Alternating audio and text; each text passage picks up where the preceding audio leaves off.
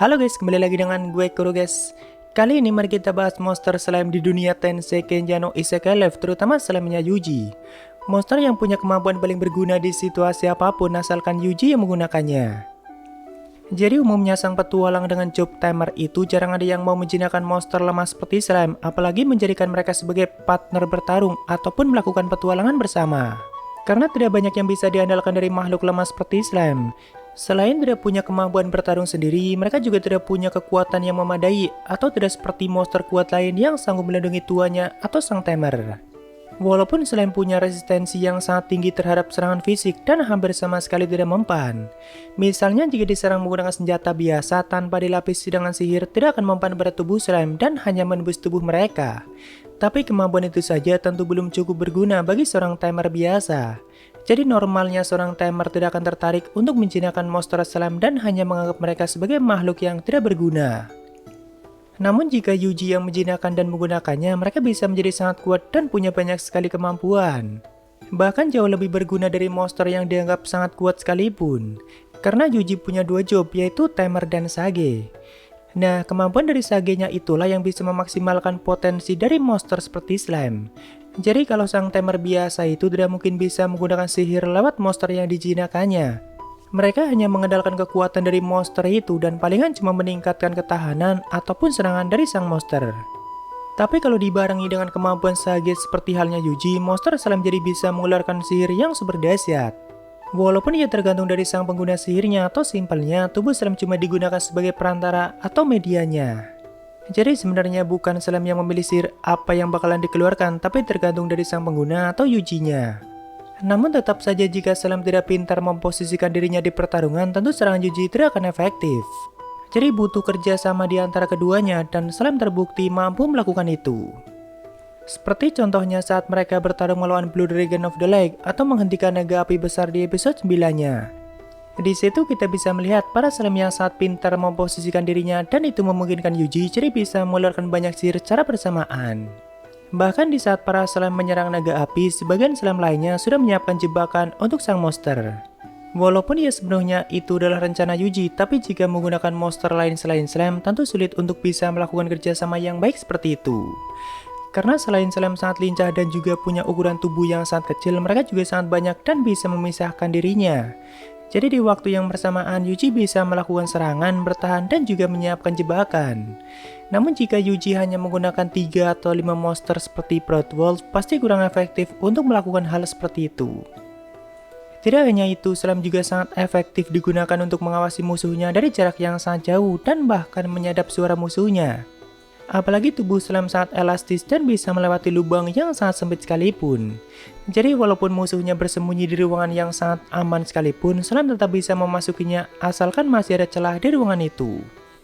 Intinya slime bisa menjadi CCTV berjalan tanpa disadari oleh musuhnya. Soalnya mereka juga punya hawa keberadaan yang sangat tipis dan dengan bantuan skill Yuji, tubuh mereka menjadi tak terlihat.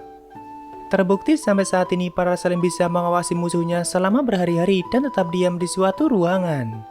Jika monster lain yang melakukan itu, pasti bakalan cepat bosan dan juga susah bersembunyi di ruangan yang sangat sempit. Lalu para slime juga punya jaringan informasi yang sangat luas dan hampir di setiap wilayah ada. Dan hebatnya mereka sangat akur atau saling membantu satu sama lain. Yuji sendiri seringkali terbantu oleh informasi yang diberikan oleh mereka, terutama jika memasuki wilayah baru.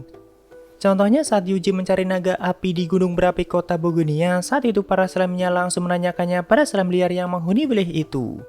Walaupun setiap bertemu slime liar di wilayah yang baru dimasuki, pasti slime Yuji bakalan mengajak mereka untuk gabung atau dijinakan oleh Yuji. Karena bagi slime yang sudah dijinakan, melakukan petualangan bersama Yuji itu sangat menyenangkan dan keselamatan mereka juga terjamin. Makanya setiap bertemu dengan slime liar pasti bakalan diajak gabung oleh slime yang sudah dijinakan.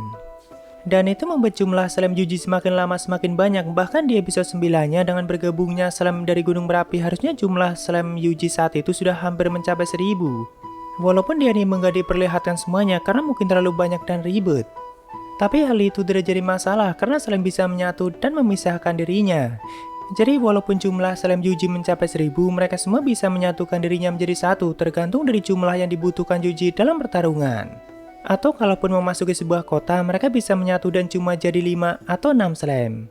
Jadi mau berapapun jumlahnya tidak akan jadi masalah. Namun jika Yuji menjinakkan monster lain dengan jumlah sebanyak itu, pasti bakalan sangat menguras energinya. Karena setiap monster yang telah dijinakkan oleh sang tamer, setiap waktu mereka menyerap energi dari sang tamer dan itulah yang membuat mereka semakin tumbuh dan berkembang. Cuma karena slime adalah jenis monster dengan level yang sangat rendah, makanya energi yang mereka serap juga sangat sedikit dan hampir tidak terasa bagi Yuji. Walaupun ya kapasitas energi Yuji juga sangat banyak atau jauh melebihi makhluk kuat lain pada umumnya.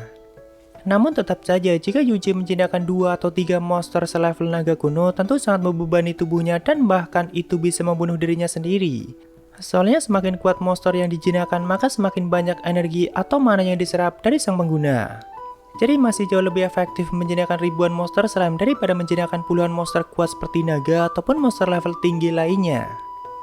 Ya sebenarnya masih banyak keunggulan lain yang dimiliki monster slime, tapi jika Yuji yang menjinakkannya, bahkan tubuh mereka bisa digunakan sebagai ruang spasial yang sampai saat ini belum ada batasannya. Karena mau benda sebesar ataupun sebanyak apapun bisa diserap oleh slime dan disimpan di ruang spasialnya. Simpelnya semua skill yang dimiliki oleh Yuji bisa digunakan lewat slime yang dijinakkannya. Tapi selain kemampuan dari skill Yuji, slime juga punya kemampuan dasar sendiri dan kadang bisa sangat berguna, yaitu penglihatan jarak jauh dan kemampuan untuk mendeteksi bahaya di sekitarnya. Bahkan mereka bisa melihat dengan jelas dari jarak 1 kilo lebih dan tentu Yuji sering menggunakan kemampuan mata mereka. Harusnya hal itu dijelaskan di episode 7-nya, yaitu pada saat Yuji diintai oleh 2 orang pembunuh, tapi sayang sekali kena skip di animenya guys. Lalu untuk jenisnya sih cuma penampilan mereka saja yang membedakannya dan tergantung dari wilayah yang mereka tinggali, namun sifat dan kemampuan dasar mereka tetap sama. Misalnya untuk slime yang awalnya tinggal di wilayah Gunung Merapi, maka tubuhnya berwarna merah dan punya api kecil di atas kepala mereka. Lalu slime yang tinggal di hutan biasa, maka tubuhnya berwarna biru seperti pada umumnya, tapi beberapa di antaranya ada yang punya tanduk kecil dan juga ada yang punya sayap kecil di tubuh mereka. Sejauh ini diketahui kalau slime adalah satu dari sedikit monster yang sanggup melakukan komunikasi, walaupun harusnya mereka tidak paham dengan bahasa manusia. Yuji bisa komunikasi dengan mereka itu karena menggunakan skill tamernya, dan tentunya para slime tidak bisa komunikasi langsung dengan manusia lain selain Yuji. Tapi tidak banyak monster lain yang bisa diajak komunikasi langsung seperti slime, walaupun Yuji menggunakan skill tamernya. Bahkan jenisnya Proud Wolf saja tidak semuanya bisa. Yang berarti slime punya kecerdasan lebih tinggi dibanding banyaknya monster lain pada umumnya, apalagi setelah slime itu dijinakkan oleh Yuji. Jadi perlahan energi yang mereka serap dari Yuji itu semakin lama semakin meningkatkan kemampuan dasar mereka dan mungkin hal itulah yang membuat mereka semakin pintar.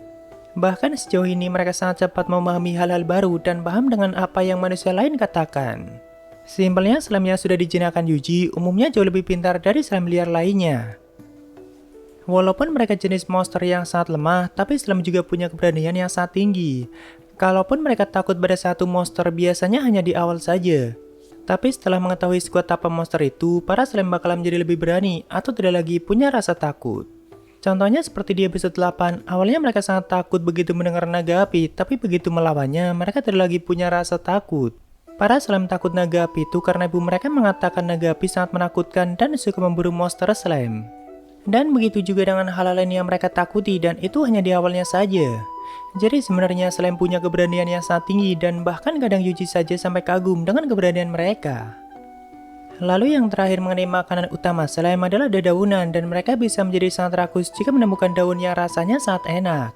Namun semenjak Yuji sering memberi mereka daging yang enak, para slime juga jadi sangat menyukai daging dan kadang mereka seringkali memaksa Yuji untuk membelikannya.